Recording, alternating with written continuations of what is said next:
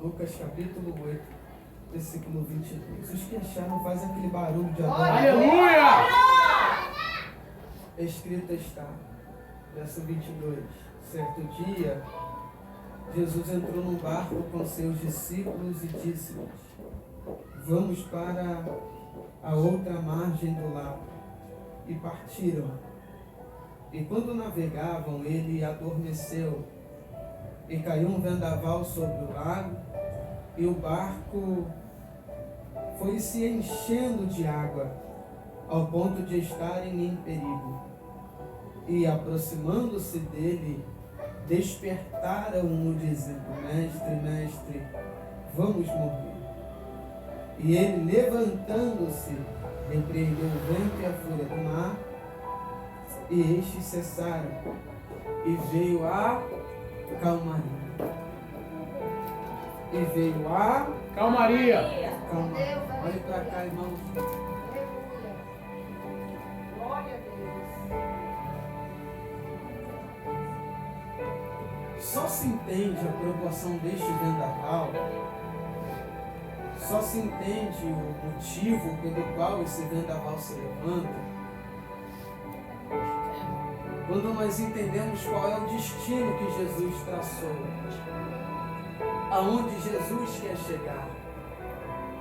Só se entende o porquê da fúria, da força desse vento, quando se entende o real propósito de Cristo, pelo qual motivo Cristo quer chegar do outro lado. Só dá para você entender a força desse vento, ou por que a intensidade desse vento só aumenta, quando você entende o porquê Jesus decidiu atravessar para o outro lado. Só dá para entender o porquê que o vento está soprando quando entendemos o real propósito de Cristo. O porquê que Cristo quer fazer algo. E já preciso dizer aos irmãos, tá? Que Jesus, ele nunca vai fazer algo sem que ele não tenha um propósito. Ele nunca vai sair do plano A para o plano B sem que ele não tenha um propósito. Ele jamais vai traçar uma rota, vai determinar um destino sem que ele não tenha um propósito nessa chegada. Jesus, ele nunca vai sair, escute bem, nunca vai sair daqui para cá sem que ele não tenha um propósito. Meu Deus. Ele jamais vai sair de um lugar, se deslocar de um lugar para o outro sem que ele não tenha um propósito. Ele jamais vai sair de Paciência para ir até Cosmo sem que ele não tenha um propósito. Glória a Deus. Jesus sempre vai se mover pelo propósito. Deus, aleluia. Ele não vai se mover sem que ele não tenha um propósito. Então toda saída, toda chegada de Cristo tem um propósito.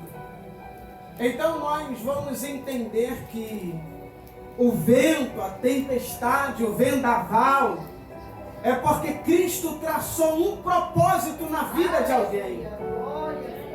E quando nós olhamos para esse texto, nós conseguimos identificar essa tempestade porque Jesus queria chegar em Gadara. Jesus queria salvar e transformar a vida de um homem que estava aprisionado. E por incrível que pareça, essa prisão que esse homem está vivenciando é uma prisão espiritual. Porque cadeias materiais não têm poder para aprisionar esse homem. Diz a Bíblia que todas as correntes que prendiam ele, aquele homem conseguia destruir. Então a cadeia que ele está vivenciando não é uma cadeia material, visível. É uma cadeia espiritual. E quer ver uma coisa terrível? É alguém estar preso numa cadeia espiritual.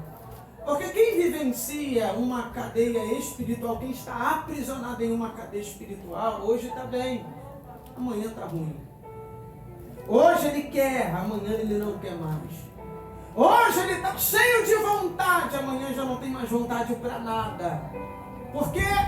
Porque está vivendo em uma prisão e ainda não identificou isso.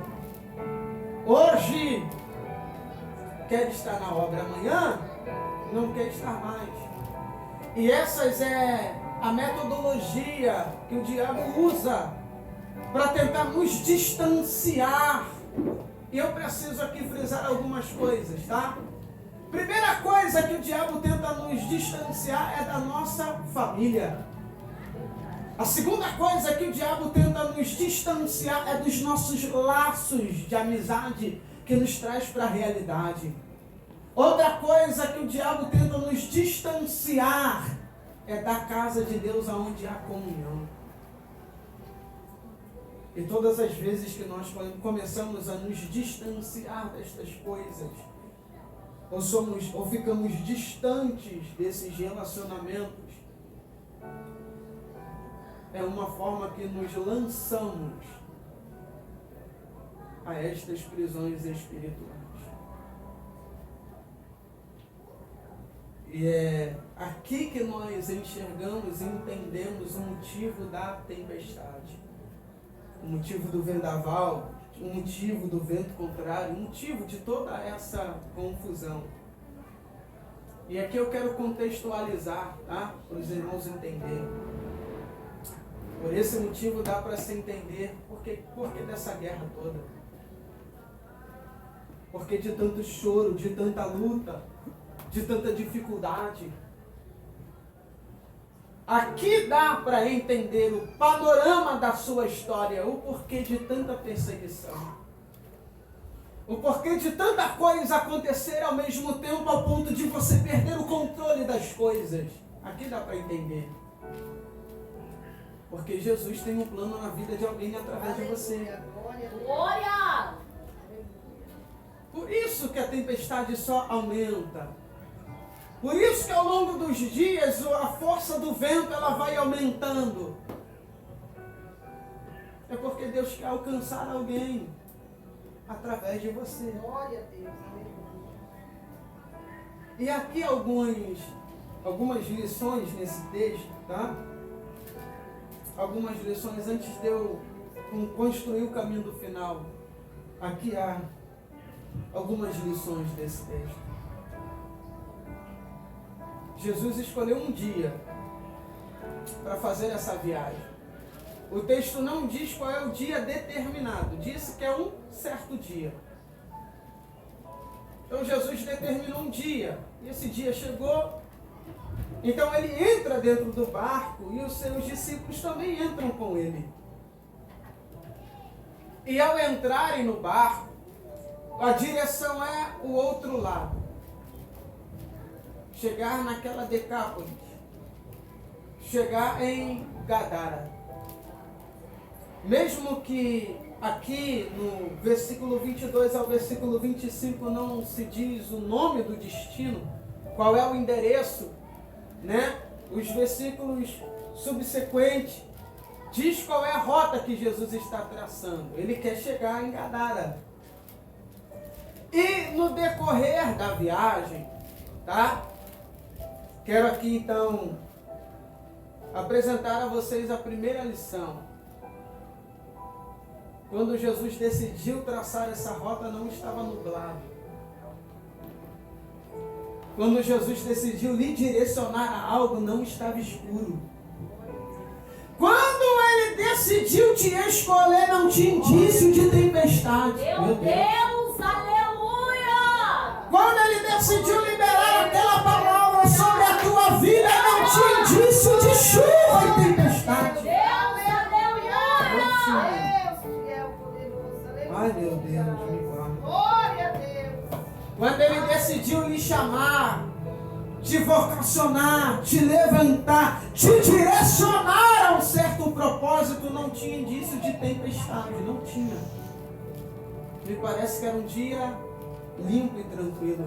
Era um dia adequado para essa viagem.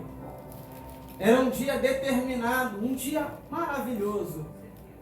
É como num desses dias do Rio de Janeiro, em que você acorda e o céu está limpo, azul. Não tem indício de chuva. É um daqueles dias que o vento é fresco, não é um vento gelado. É um daqueles dias que você diz assim, rapaz, hoje é um dia, é um ótimo dia para ir numa praia. Sabe? Parece que é um desses dias que Jesus decidiu traçar uma rota.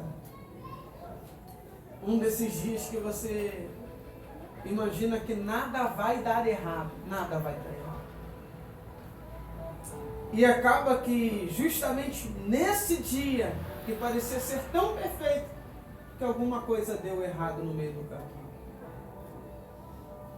Naquele dia que você teve aquela visão, no dia que você teve a sua fé, sabe, o nível da sua fé está lá em cima, que parece que nada vai dar errado. No meio do caminho, deu errado. Segunda lição que eu vou extrair desse texto é que essa tempestade vai trazer um medo ao coração de quem está navegando. E preciso dizer aos irmãos, tá, que existem dias, existem momentos e existem fases da nossa vida que parece que a gente nunca mais vai sair dessa fase. Parece que nunca mais a gente vai sair do meio desta tempestade. Parece que nunca mais a gente sai desse deserto. Parece que é uma dessas fases.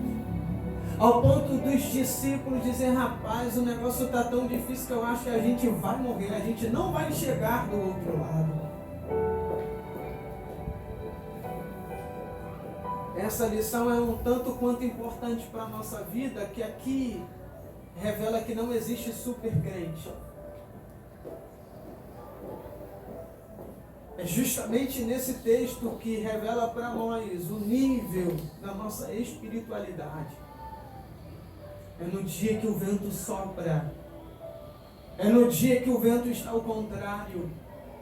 É no dia que está dando tudo errado que se manifesta o nível da nossa espiritualidade. Deus, aleluia. E também o nível da nossa fé. Aleluia. Glória a Deus. Aleluia! Glória a É Deus! justamente nesse momento em que eu já cometi esse erro.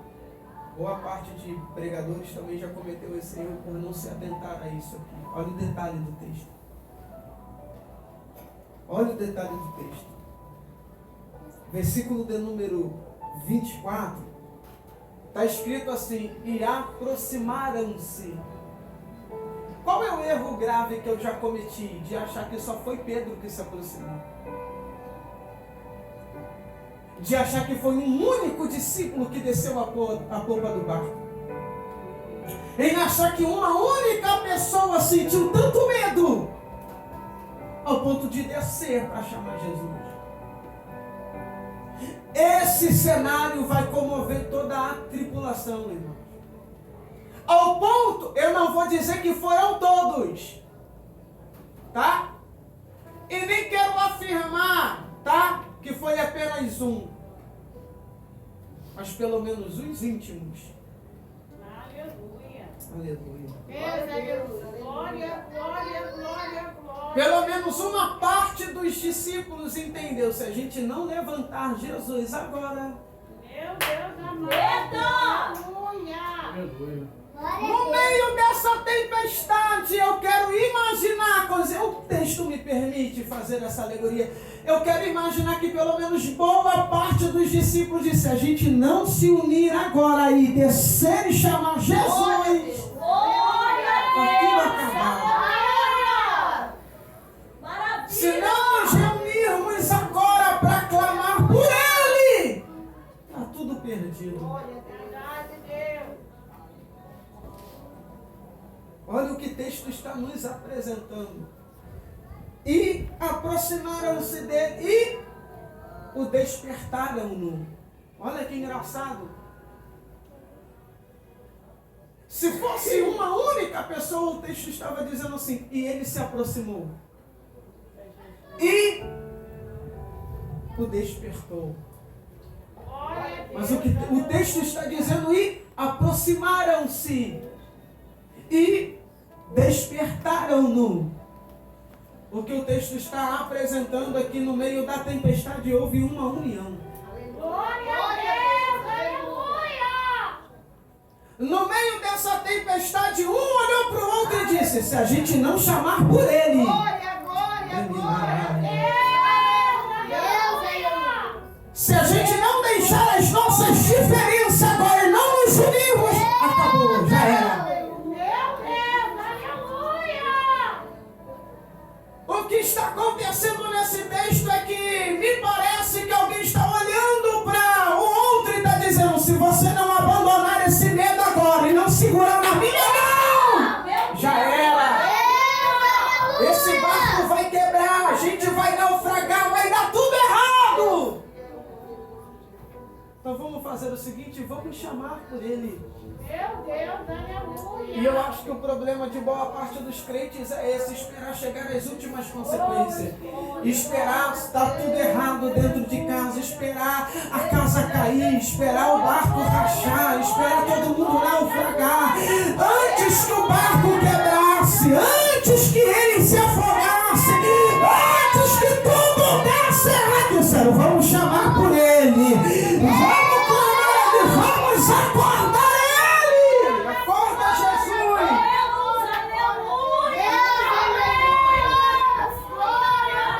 E aproximaram-se dele e despertaram-no. Eu preciso fazer isso aqui. Fica de pé aqui, Anderson, rapidinho. Sobre Anderson. Vem pra cá, diaconisa Elisandra, rapidinho. Rapidinho. É mais ou menos assim, tá, irmão? Tá? Vamos supor, tá? Não vou forçar o texto não, é só uma imaginação. Vamos imaginar que agora está Pedro, Tiago e João. Os mais íntimos. Os três reunidos agora. Um olhando para o outro naquela conexão. O vento soprando, tá tudo dando errado. O casco do barco já está quase rachando. E um olha para o outro e diz: vamos nos unir agora? Vamos acordar ele agora? Imagina agora contextualizando para a igreja, o ministério de louvor e o líder da igreja. Enquanto eles estão adorando, alguém está glorificando. Enquanto eles estão adorando, tem alguém dizendo: vem, Senhor. Enquanto eles estão adorando, tem alguém dizendo: se manifesta no nosso meio. Enquanto eles estão adorando, alguém está dizendo: vem, Senhor. Enquanto eles estão adorando, tem alguém dizendo: passa lá em casa. Enquanto eles estão adorando, tem alguém dizendo: visita minha família. Enquanto eles estão adorando, tem alguém dizendo: muda essa história. Enquanto eles estão adorando, tem alguém dizendo: coloca aquele lá de pé. Salva ele, muda a história dele. E aproximaram-se dele e o despertaram. É como eles aqui. Enquanto eles estão reunidos para acordar Jesus no meio da tempestade, eles estão nos ensinando algo. E o que eles estão nos ensinando? Olha o que eles estão nos ensinando. Existem momentos que não dá para lutar sozinho. Existe um momento que não dá para ficar chorando, segurando tudo calado, achando que você é super-herói. Não é. Você é um ser humano, sujeito às mesmas falhas que todos os outros. Tem hora que você precisa gritar por socorro. Dizer: olha, ora por mim sim. Me ajuda nessa batalha sim. Se possível, me leva para o monte com você. Porque a luta está difícil, eu estou com vontade até de pau. Mas me ajuda. Vamos acordar.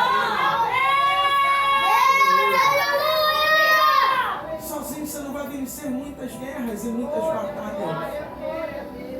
Tem horas que você precisa dizer: me ajuda a vencer esse vício, me ajuda a vencer essa fase, me segura na minha mão ajuda a chegar do outro lado. Tem hora que você precisa chamar alguém para te ajudar nessa guerra. E sabe qual é o problema? Que tem gente que chama pessoas erradas. Só que nessa noite Deus está dizendo: chama os íntimos para a tua guerra. Chama quem conhece Ele para as tuas batalhas. Chama quem é próximo dele para orar contigo, jejuar contigo, consagrar a vida contigo. Chama quem é íntimo dele. Aleluia. Ah, meu Deus. Glória, O que o texto está nos ensinando é: tem horas que precisamos nos unir para despertar Ele, para chamar a atenção dele.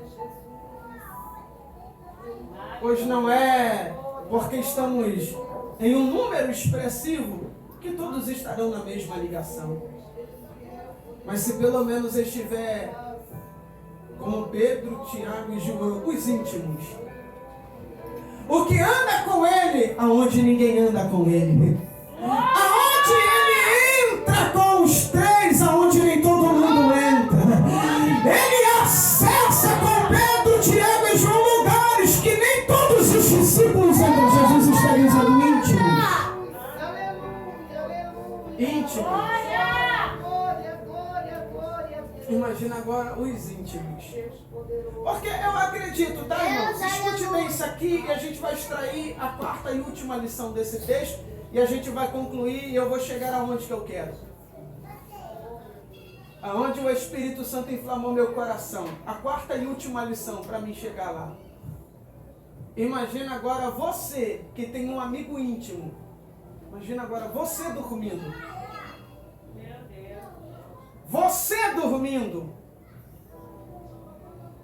E você está sendo acordado por quem é muito próximo de você. Olha o resultado. Você não vai ficar chateado nem triste. E nem vai ficar murmurando achando que você me acordou por quê? Eu acredito que uma pessoa que não é íntima de você vai te trazer uma revolta. Mas quem é íntimo, você sabe pela necessidade pelo qual que ele está te acordando. Meu Deus, aleluia. Quando o íntimo acorda você sabe, alguma coisa não está normal. Está me acordando por algum motivo. Meu Deus, aleluia. Imagina agora os íntimos chamando Jesus, nós vamos morrer, tá? E eu também já cometi esse erro. Tá? Eu já cometi esse erro. De olhar para esse texto e julgar os discípulos. Julgar o posicionamento dos discípulos pelo que Jesus disse. E eu não quero julgar, eu quero me colocar no lugar dos discípulos agora. Será que eu não sentiria medo se eu estivesse à beira da morte sabendo que Jesus está dormindo no barco? Será que como ser humano, mesmo sabendo que Ele está do meu lado, eu não sentiria medo? Meu Deus, aleluia. Não ficaria ansioso pela demora? Meu Deus do céu, essa palavra tem direção para alguém. Será que eu como ser humano não iria questionar porque Ele está demorando a cumprir a promessa? Será que eu não vou questionar por quem veio a profecia? Será que eu não questionaria, não murmuraria, não reclamaria pela sua demora, mesmo sabendo que Ele está do meu lado? Meu Deus, aleluia. E talvez eu, como você, eu já julguei os discípulos achando que, mesmo por ter andado com Jesus, eles não poderiam ter medo. Só que ao acordar Jesus e de mestre, não te importa que venhamos morrer. A gente está à beira da morte, você está dormindo, Senhor. E nós só estamos, eu vou contextualizar, nós só estamos te acordando porque nós sabemos que é só em Ti que tem um poder. Meu Deus, aleluia. Eu quero aqui liberar uma palavra para alguém. Eu não sei quem vai receber essa palavra. O que os discípulos estão fazendo é declarando para Jesus: o controle já fugiu da palma da minha mão. Eu já não tenho mais controle da situação. E eu estou me chamando porque o controle já fugiu da minha. O filho já está perdido. A família já está destruída. Está tudo dando errado. Eu já não tenho mais controle. Então assume o controle. Meu Deus, aleluia. Assume Assume o controle, Jesus. Glória a Deus. Olha o que a Bíblia diz. Olha o que a Bíblia diz. E ele se levantou. Cessou a fúria do vento e a força do mar. Glória. Glória. E estes quem? O mar e o vento cessou. E houve-se uma grande calmaria ou uma grande bonança. Aleluia. Olha a orientação de Cristo para a nossa vida hoje. Me chama para a tua guerra para ver se não tem calmaria. Glória. Me convida para essa tua batalha para ver se eu não mudo essa história. Me chama, sai de cena e me deixa guerrear a tua guerra para ver se não há calmaria no meio dessa tempestade. Glória a Deus. E houve Glória, calmaria. Meu Deus. Glorificado é o teu nome, Jesus. E era aqui que eu queria chegar. Era aqui que eu queria chegar. Glória a Deus. E se você for pegando esta palavra, você vai selando ela. Pastor, qual é a palavra para essa noite? Aleluia. Por causa de uma vida. Vale a pena alguns dias de choro. Glória. Por causa de uma vida, vale a pena enfrentar uma tempestade. Por causa de uma vida, por causa de uma família, vale a pena perder uma noite de sono. Por causa de uma alma, vale a pena sofrer algumas perseguições. Por causa de algumas almas, vale a pena sofrer algumas coisas. Por amor a algumas, vale a pena. Eu não estou dizendo que você precisa viver um mártir, que você precisa viver a vida toda chorando, se lamentando e sofrendo na prova. Não é isso. Eu estou te dizendo que pela alma vale a pena algumas noites. Vale a pena alguns momentos de dor. Vale a pena alguns momentos de luta, de provação por causa de uma alma. Vale a pena. Porque eles atravessaram esta tempestade por causa de uma alma. E hoje eu entendo por que Jesus decidiu ir naquele dia.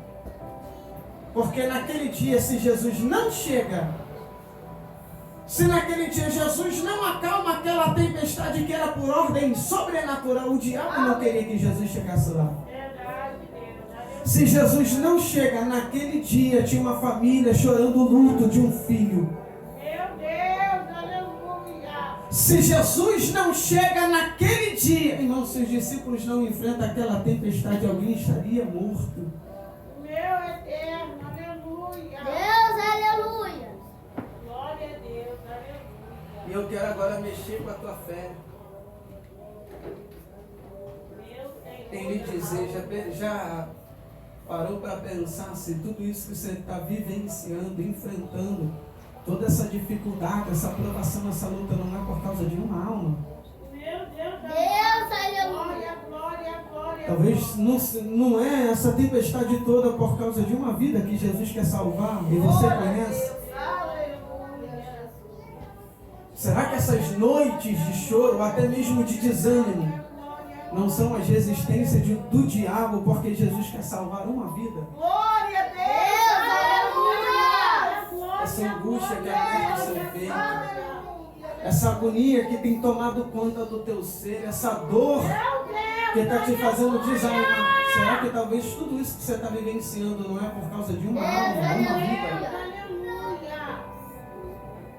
E me permita te afirmar, me permita afirmar isso para você, tudo isso que você está vivenciando é porque Deus vai salvar alguém que você conhece e que você ama.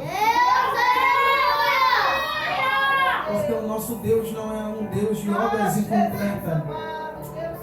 Recebe essa palavra para o teu coração. Aquele que começou a boa obra, Ele é fiel para terminar. E a obra que Ele iniciou não para em você. Essa obra vai continuar a partir de você. Você precisa ter fé para isso. Precisa acreditar. Você precisa acreditar que tudo coopera para o bem. Deus maravilhoso, aleluia. E não pode ser uma fase, um momento, uma circunstância Glória, glória, que consiga arrancar de dentro do teu coração essa fé, Oh, meu para Deus, acreditar aleluia. que Deus vai salvar alguém da tua casa. E quero encerrar esse sermão convidando, lhe fazendo um convite, através de uma pergunta. Pastor, que pergunta é essa? Tem alguém que queira entregar a vida para Jesus aqui essa noite?